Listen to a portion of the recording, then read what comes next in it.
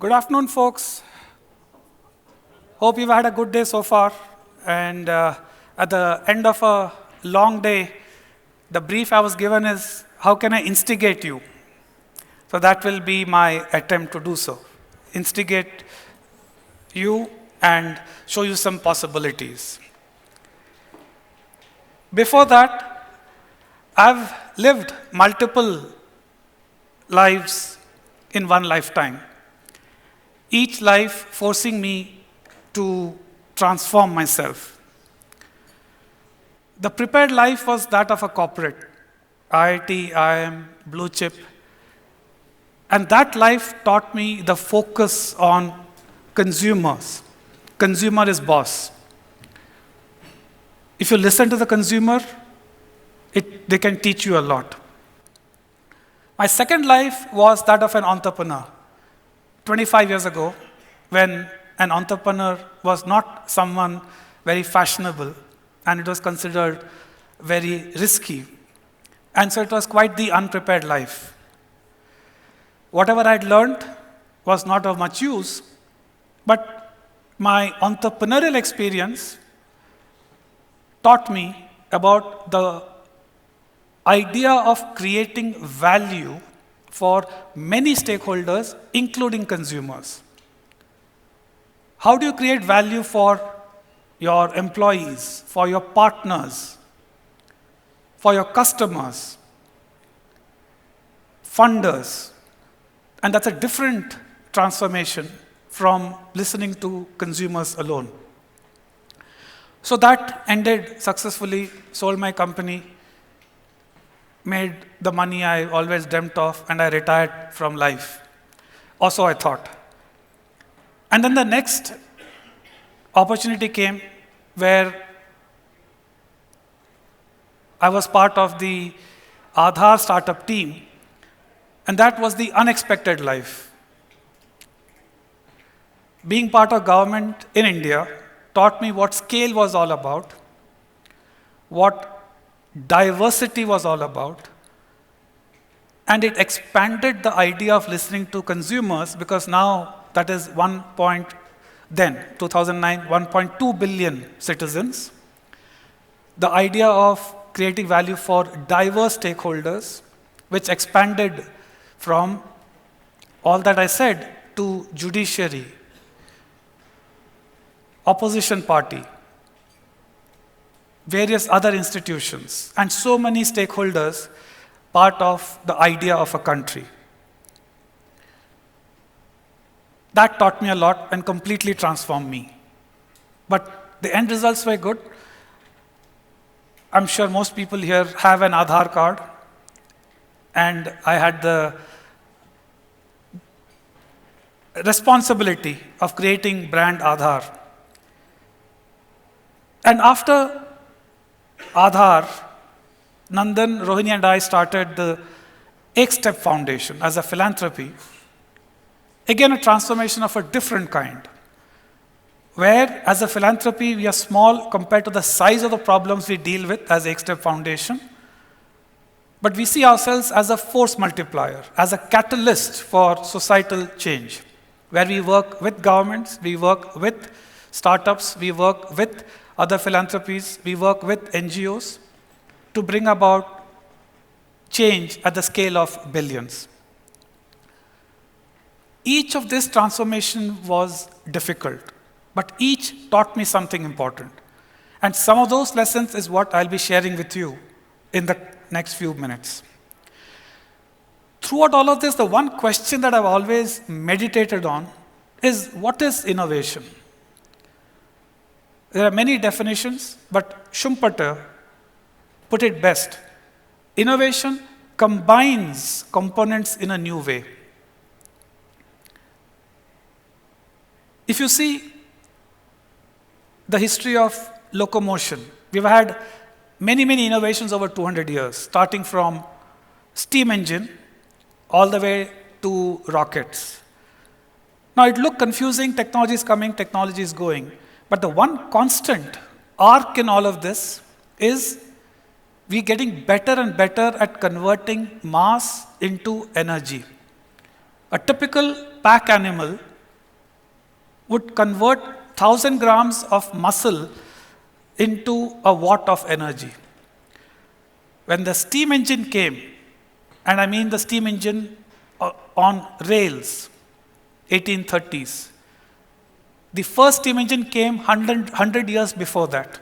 It took 100 years for that steam engine to be on rails. The steam engine was 10 times more efficient. The first Mercedes car in 1895 was even 10 times more efficient than a steam engine. So the constant arc is each set of innovations, which is recombining things in a new way, is improving our ability to convert mass into energy. So as enterprises and startups, if you can think of what is that one metric that is only getting better, is it, as a country, is it output per citizen? We are at $7. US is at $82. That is GDP per employed person. At a level of an organization, is it revenue per employee? Is it cost per operation? What is that one metric that you know will only get better and better and better? Whether it be AI or any other technology, a combination of all of this, either by you or by a competitor, will keep on increasing the metric, improving that metric. What is that metric? If you have that metric, it allows you to get out of the tyranny of technology is changing, what should I do? And you can figure out, what can I improve? How can I improve? When innovation happens at the scale of a society, that is what I'm interested in now. That is what true transformation is all about. It's not just a fancy idea. It's not just some fancy technology.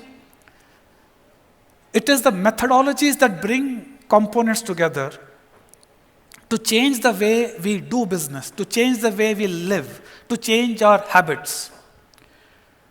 And those of you who have tried it, changing habit of yourself is extremely difficult. Of 100 people or organization, much more so. That of a country is near impossible. But transformation is what we have seen in India in the last 10, 15 years. If you go back 15 years ago, hardly any smartphones. A lot of stuff we take for granted now. Aadhaar, UPI, FASTag, DigiYatra. In fact, let me illustrate with a story. We had the G20 a couple of years ago, and we had a bunch of European ministers visiting Bangalore. So we had taken them to show them UPI and all of that in day-to-day lives. There was outside Kaban Park, there's a chai ki tapli. So after the ministers saw UPI in action, they were all thrilled. The chaiwala called my colleague and said, "What's the big fuss about all of this? Why are they so excited?" So my colleague said, "Yeah, that's because in Europe and US, they don't have this." He wouldn't believe. So what do you mean you don't have it? This is so common. I mean, it's so simple. He said, "No, they don't have it there." So he went, and the next day, he came back, another set of visitors were there. He was saying, "I told my wife, she also wouldn't believe." She said that when I can do it, I'm illiterate. What do you mean they don't have it in all those fancy countries? That, to me, is true transformation. When we take something for granted, it is part of our day-to-day lives. We cannot imagine life without it. If that can happen at the level of your organization, that's good. If that can happen at the level of a country, that is mission impossible. A most common example of that, it was estimated by all experts that India would take half a century to reach a banking penetration of 80%. We were around 18% in 2008. And as some of you would know, we did that a bit faster than half a century. We actually did it 5 times faster as a country. Unheard of. And it is not by copying what the best-in-class innovations of other countries. It was not by studying other countries and copying them. Sure, we did study other countries. They were kind enough to share their lessons with us. They're kind enough to share what they did. But we realized for India, we had to adopt our own path. And one part of that starting journey was in this. Anybody recognizes what this is? Sorry? It is Aadhaar, but why have I shown it? Sorry? No, it is the first Aadhaar card issued in this country. There are 1.4 billion. This is Aadhaar card number 00001, issued to Ranjana Sonwane on 29th of September. The reason I have that photograph is I literally slept with the first 10 Aadhaar cards under my pillow on 28th of September. The next day, the Prime Minister would have handed it over to Ranjana and 9 others. That's when I realized that, oh, I am sleeping with a piece of history. Don't take me wrongly, right? That I had to safeguard it. I put it under my pillow. So then, with shaking hands, I took a photo of it, which is this. An innocuous piece of paper started the journey, and then the India stack, everything else was built on top. It's nothing short of mission impossible. And this, repeated over multiple initiatives, is what did not have a name then. We call it digital public infrastructure. It is a unique approach to using technology to solve societal problems. We did not learn it from others. We created it in India by figuring out what would work best for us. Was this an original idea? I'll come to that. Anybody guesses? Was this an original idea? Was it a made in India idea? Like most things in life, yes and no. But one thing is for sure, that DPIs have transformed India. I'm sure most of you would have Aadhaar, have used UPI. If you have flown, you have used DigiYatra. If you have a car, you would have used FASTag. If you were vaccinated, you would have used CoWIN. And there are several others. It's not a one-off success. Each of them have played a crucial role. Together, they have transformed India. Coming back to, is this a made in India idea? Yes and no. The made in India idea is the digital public infrastructure as a minimal shared capability for the entire country. UIDI can verify you as an individual, very specific. So if I say I'm Shankar Maruwada, UIDI will say yes or no. Because UIDI says it, others don't need to. So minimal shared capability removes specific friction points: identity, payment, signature, toll related, vaccination. And it's designed in a way so that the ecosystem can innovate on top. I'll come back to this point later.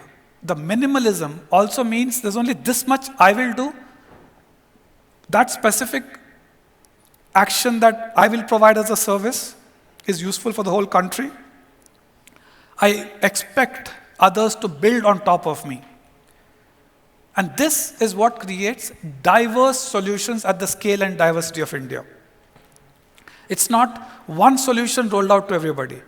It's a capability provided to everybody, which they don't have to build. They can build on.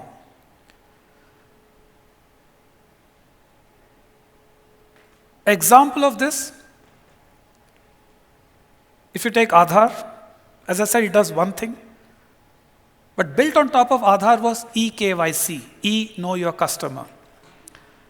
In 2009-10, it used to cost $23 to do eKYC. Now it costs $0.50. The government uses this for direct benefit transfers, welfare related.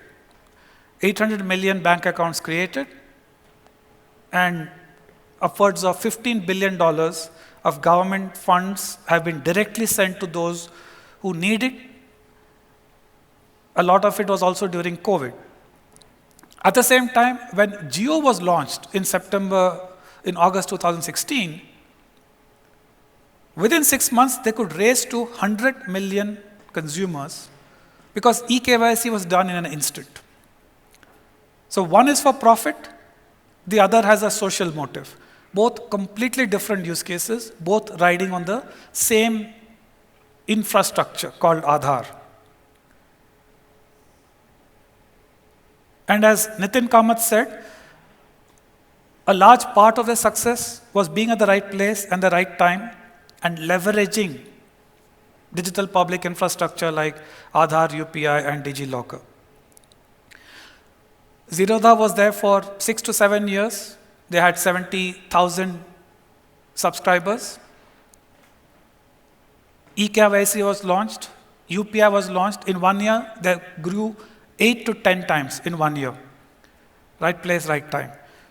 But since then, there have been several new business models. And this is what I want to bring your attention to. Technology can cause new business models to come. Credit B, launched in 2018. They provide loans as small as 30,000 rupees, as fast as 10 minutes, as wide as 95% of our 19 to 20,000 PIN codes around the country. Could not have happened without all the digital public infrastructure. 94% of their customers use Aadhaar e-sign. 92% of their customers use eKYC. And around 90% of their customers use the account aggregator framework. Smart Staff, they give advances to their employees against salary using UPI. JAR, to their 1.8 million monthly active users who transact with them 15 times a month, to save, on average, amounts as small as 50 rupees per transaction. So, I am a laborer, or I'm a small entrepreneur, or I run a small shop. I cannot save much, but whatever little I save, I put it aside, maybe buying a little amount of gold. JAR has enabled them to do that. So we are talking about fundamentally new economic models being enabled thanks to digital public infrastructure. All of this is new, but the idea is not new. Infrastructure approach, whether it be rails, roads, electricity, whether it be internet, GPS, mobile, are all about shared infrastructure. The crucial point here is, it is beyond technology. It's an architecture for socio-economic transformation. We didn't start Aadhaar by saying, let's create biometric technology and then figure out what to do with it. There was a clear socio-economic purpose. For that, a socio-economic architecture was created, or to use for-profit words, a business model, and then the technology was created to fit that. As several of you might know, the rise of rails happened because the Napoleonic wars of early 1800s meant all horses were used by the military. So those who were in the business of coal, they needed a way to shift coal from the mines to wherever it had to go. That created the spur for rails. And the steam engine, which was immobile, somebody said, hey, why don't we see if it can be put on rails? That, and a lot of years of experiment later, gave us the steam engine. So an architecture for economic transformation, whether you're an enterprise, right, or a socio-economic transformation if you're a country, that is what can trigger a massive change. So the DPI framework, which in most of you won't build a DPI framework, so replace it with enterprise-wide framework or large-scale transformation framework, has three parts. First, you need some digital rails, the digital infrastructure. Second, because you're thinking of scale, you need guardrails right from the beginning. It's not an arrow that you shoot and then figure out how to safeguard. You need policy, you need framework, you need governance. You have to set the boundaries within which you want this change to happen.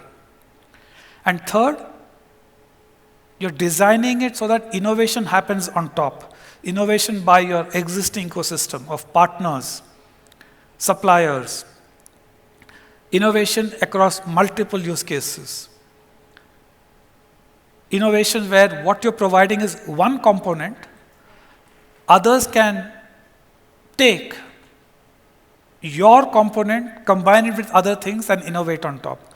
You are providing a tire, an engine, somebody else puts it together and creates their own car. 4 principles I've been able to abstract for designing mass scale innovation. I'll explain each of them with an example. As entrepreneurs, we are eager, we are greedy to solve big problems. My learning has been counterintuitively, if you analyze the value chain and look at what's the smallest part of the value chain, the thinnest part of the slice that you can take and disrupt. That is often way more productive and easier to do than trying to change the whole value chain. Example. This is actually a slide from 2009 when we were pitching our UIDI.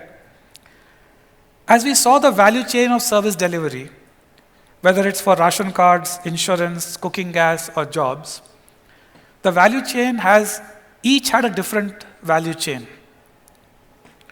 But the first and common step across all was the question, who are you? Once that was answered, second question, do you deserve this benefit? If yes, have you got this benefit before? If no, do you have a bank account to which I transfer this benefit? If yes, do you have a communication number to which I can tell you that I've sent you this money? So all of this finally results in the value being delivered. When we analyzed it, we said, this is great, but the first step, are you who you say you are, need not be replicated by everybody. That one step and that only step is what UIDI will do. So when I say I'm Shankar Maruwada, each of you don't need to say yes or no. Does he deserve to vote? Does he deserve a particular benefit? That is where you can come in. Simple idea, took 2 years of selling to convince a lot of people. But being minimal allows you to do much more than being maximal and restricting yourself to a very small scale. Second, whatever you design, you have a choice of designing it as a solution or as an infrastructure. At massive scale, one solution cannot fit all needs. Imagine if we decide there's only one automobile, it will only be like this. Again, another slide from those days. That time we said that whatever we are doing as UID, it can be combined with a bank account and mobile to benefit government service delivery. 5 years later, this idea became popularized as, anybody? The JAM Trinity. Jandhan Aadhaar Mobile Trinity, right? Simple idea. 3 numbers, they can interact with each other, and you can do a lot as a country. Because UIDAI was designed as an infrastructure to work with others. Like the way a road is designed to work with a whole host of other things like the electricity or gas pumps or restaurants. Third point, at Xstep, what we call as +1 design, adoption by users. Without adoption, you cannot have transformation. Without usage, which happens once you adopt, you cannot have transformation. +1 design means whatever you're designing is radical, yet practical. It is mind-opening, yet is familiar. I'll give you one example. Something that Xstep works on, school education. Like with everything else in India, big, complex, diverse, massive scale.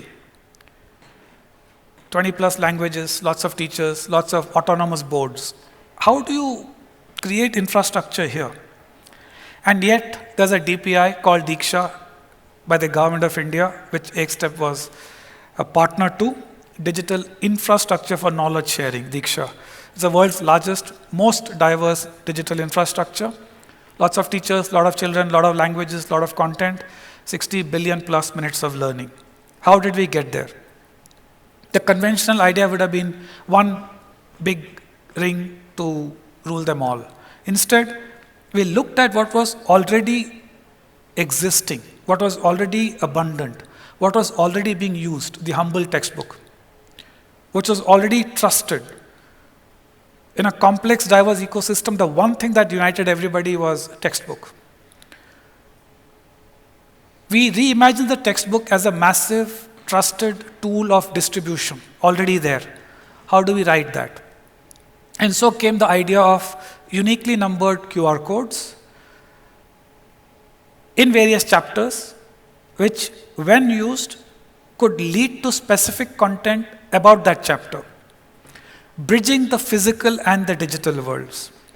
And today we have more than 600 million textbooks with around 15 to 20 billion QR codes around the country, not created by Xstep. We created the basic design and the technology. But we worked with Government of India and several states and encouraged them to use their local ecosystems. So it's the states that are printing the textbooks, the states that are deciding where to put the QR codes, the states who are leveraging their existing ecosystem of not-for-profits, content creators, to create digital content and connecting it to the textbooks. A well-designed infrastructure can empower ecosystem and make it work for you rather than you trying to convince the ecosystem to adopt your solution. A good infrastructure allows stakeholders to collaborate, build on, and create diverse solutions. It's quite intuitive. Imagine if the airports start building aeroplanes, running aircrafts, running restaurants. Imagine if the guys who build the roads say, no, the cars are ours, or the guys who build the cars say that you have to go travel only on our roads. Quite silly. Or if the folks who give you power say you can only use our appliances, our way. But it happens in the world of technology. So a well-designed infrastructure can empower ecosystems.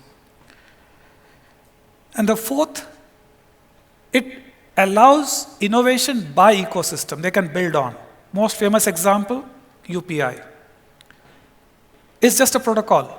But by decoupling the payment address, which is like the email, shankar@ICICI, from the financial address, it created an entire layer of innovators, the PhonePays, GPays, etc. And government has its own app, Bheem. So this thin slicing of just the payment address allowed an entire ecosystem to come up, innovate on top, invest lots of money, more than $2 billion spent by the new set of players. And you've seen the results. And yet, UPI is just a protocol. So these are 4 principles. Now the question is this idea powerful enough? Is it of use to other countries? Several other countries have taken this idea, which I'm calling as an Indian recipe for a global reapplication. And there are several multilaterals, World Bank, KZOM from United Nations. They all are working together to see how other countries can implement it their own way. In India, we're used to taking ideas from others, but for a change, our ideas are traveling to the rest of the world. I'll have a few famous people close this section out on why DPI is catching everybody's imagination. How do I play this video?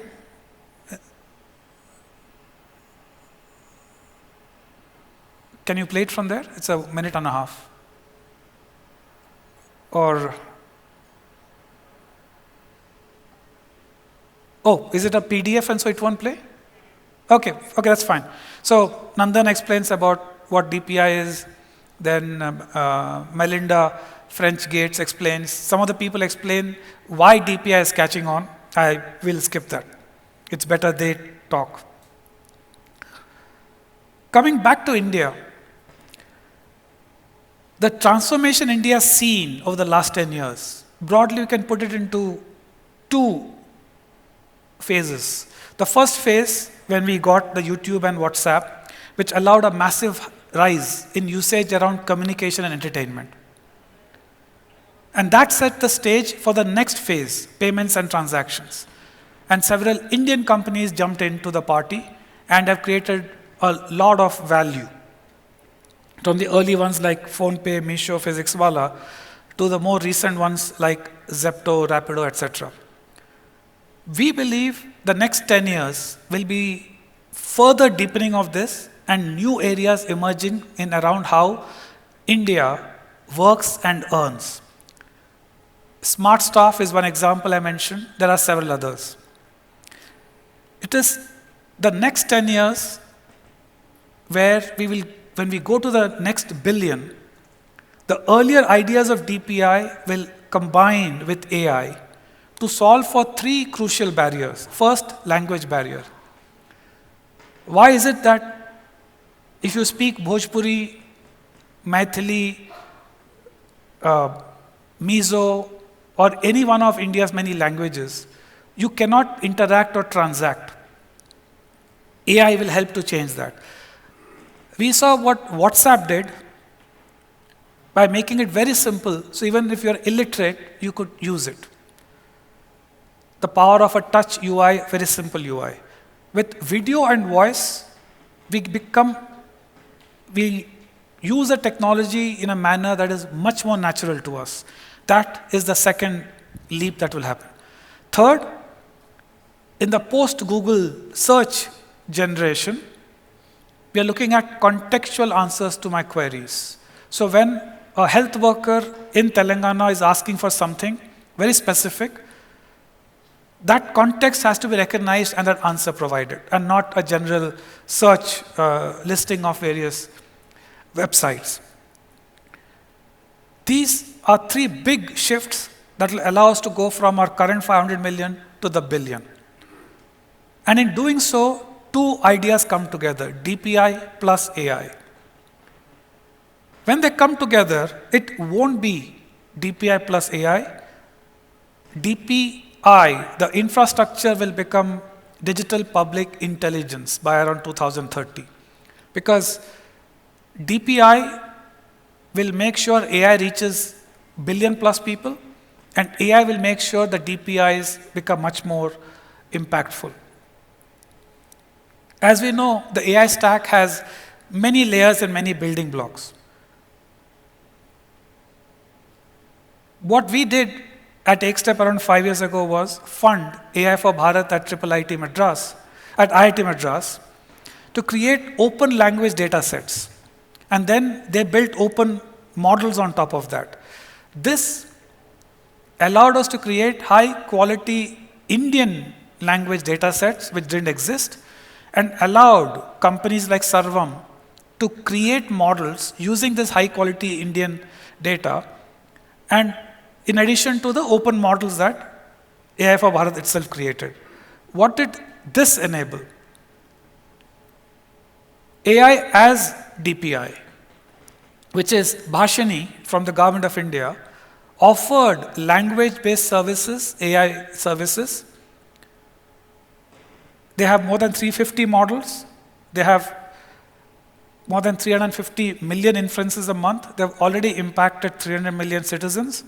36 languages in text. They want to go up to 100, and 22 languages in voice. It's early days, but again, the same idea. Every government department need not worry about language-based services. Bhashini is providing that. They can provide, think of value-added services on top. Second is AI in DPI. When you're using DigiYatra, there is analytical AI working at UIDI to say that it is your biometrics. When you have any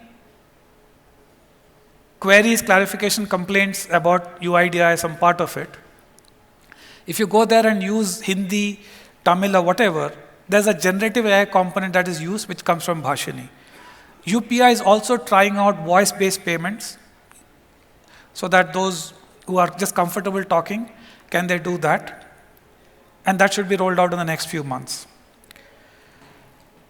At XStep, a project that's particularly close to us is personalized learning for children, specifically around language and maths. Again, this video won't play, but you see in Kannada, those 4 words should normally take a reader like this girl who's in grade 5, normally around 4 to 5 seconds. Those of you who know Kannada, or if that was English, you would have read it in 2 to 4 seconds. But she takes 30 seconds to read. And you'll see what happens in the video, if it had played, that she's actually reading it word by word. She's creating it in her mind. She's in grade 5. She has not yet learned how to read. How can she read to learn? And we estimate around 25 to 30% of Indian school students could be in her category. That specific problem, it's not about a motivated learner using Khan Academy to get better. It's about a learner who has mentally exited the schooling system, is just attending school because she has to. Now learning how to read so that she can get back into the system and read how to learn. This is what happens behind the scenes. In English, you have 26 letters, but in Indian languages, you have a combination of letters that adds up to more than 200. Learning this requires practice, much more practice than English. What the AI program and the solution created does is it allows the child to read safely by providing her words she's comfortable with, by starting with the letters she knows. So I know what letters you know. Using that, I can create words that you're comfortable with. As you read more, your confidence increases. I can increase the complexity of words. A simple idea, but takes hours of practice by the child. But what we've seen is, as the child's fluency increases, her motivation increases, her confidence increases, and after around 10 plus hours of practice, she's a transformed child. It's early days, but the way this works is through existing school systems, using infrastructure that already is there in schools. And the architecture of this, as I told you, that is the architecture of socio-economic transformation, has been designed deliberately that the bottom layer already exists. We are reusing that. The middle layer is what XStep provides. The top layer is what the schooling systems, state governments bring in. Their investments, their data, their children, their content. It's done so that this middle layer is the infrastructure. State after state need not recreate it. They're just using it in the way they want. Again, some of the ideas which I mentioned: minimal infrastructure, design it in a way that they're familiar with. Language labs, you have computer labs, the same is being used for language labs. And 4, innovation by each state. And each state is doing things a bit differently. Similarly, there's a lot of knowledge around farming. But unfortunately, it's water everywhere, not a drop to drink. A farmer speaks Marathi, may have a basic phone, may not be very literate. They want to know what crop should I plant, how should I handle a pest, how do I access my schemes. Again, a large group of organizations have come together to create what is called Open AgriNet, which allows, say, in May, Maharashtra launched its version of Open AgriNet called Mahavistar. Their knowledge providers, as part of the Maharashtra government, they have come on board the network and have agreed to share their knowledge in a way that the farmer can ask a question on WhatsApp, and that question via the network goes to the right knowledge provider who has the knowledge is retrieved, and the answer is provided back in the language of the farmer, in the context of the farmer. In the process, it can also retrieve some data about the farmer from the appropriate databases, maybe the location of the farmer and therefore the weather around that. Again, we have been working on it for 2 years. It's early days, but it's already being replicated in other parts of the world. Another project called Jan Ki Baat, where AI as a conversational tool to get feedback from citizens and consumers, is being tried out with a particular government scheme called Jal Jeevan Mission in Assam, where again what we realized is there are 4 to 5 levels of sophistication you can engage with a robot, with a conversational. The highest is agentic. You have integrated it into your workflows, and a complaint automatically gets directed to some action. But at the simplest level, you can start to have a basic conversation and get feedback. Early days, 5 insights we have picked up for AI adoption. Number 1, start with the habit you're trying to change, the use case, and not with technology. I've explained that. Ultimately, you're changing workflows, and these workflows vary by department. What is good for legal may not be good for marketing, may not be good for accounts. Legal would want compliance, accounts would want accuracy, marketing would want creativity. Unlike other technologies, this is not a static decision. The leader is told, this is the best technology, use it. It is to be co-created by the leader of the department. So the leadership has to understand AI. And the best way to do that is bringing it down to some metrics, some basic revenue cost metrics that you can keep track of. That way the focus becomes on the metric, not on the technology. Because the technology is evolving. You can do it in iterative cycles. By the time you have implemented a technology, AI-based technology, there's already a newer model. This allows you to use the latest, greatest. But as enterprises, you need to have flexibility in your procurement processes. You can't approach it the same way, 3-month, 4-month cycles of procurement. By then, what you've procured is already too late. And last, as you're doing this evolvable process, you must prioritize portability and scalability. It cannot be an afterthought. You have to assume that you will change vendors. When you do that, can you shift lock, stock, and barrel from one vendor to another? There's another project which I'll talk of, jobs. 600 million people in India looking for work.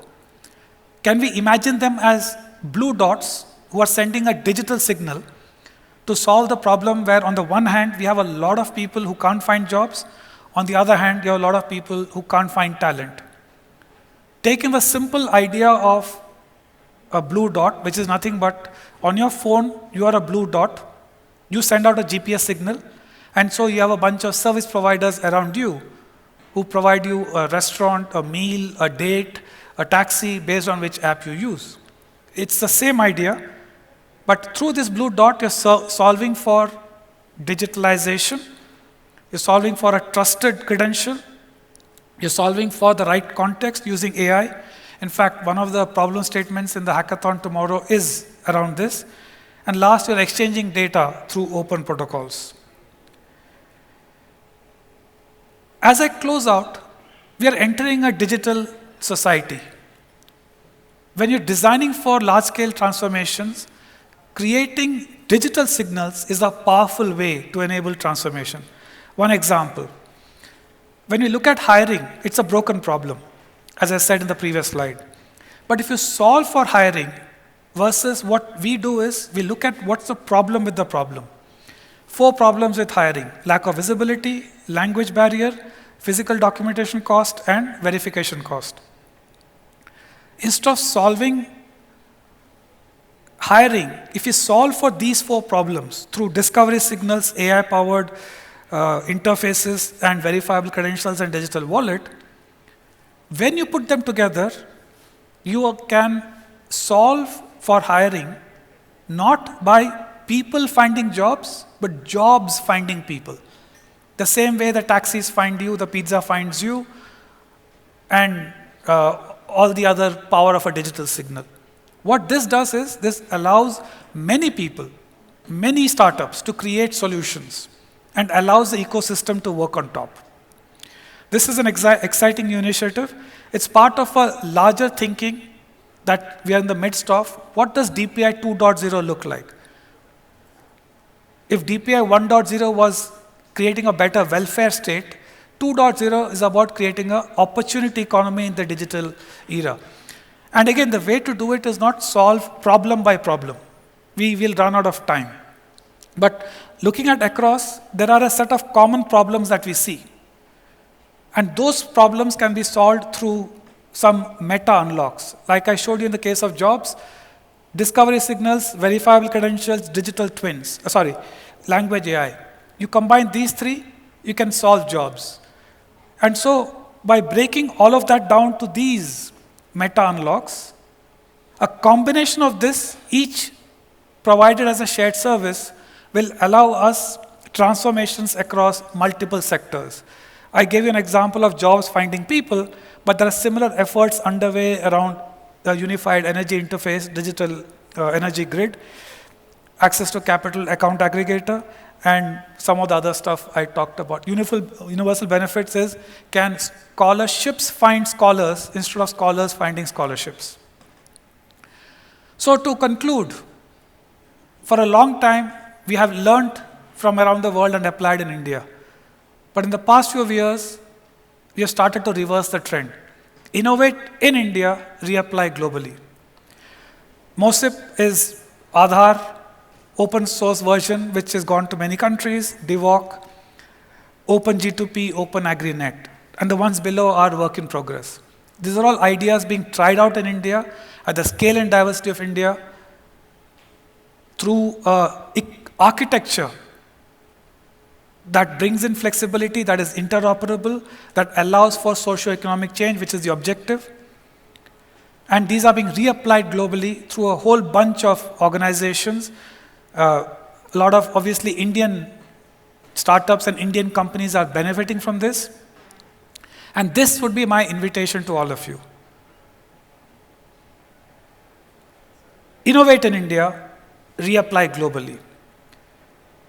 The Indian market is huge. It is much more difficult, which is why when you succeed in India, you get the respect of the world, and a global market can open up for you. As I end, transformation is a series of transitions. The egg cannot become the butterfly overnight.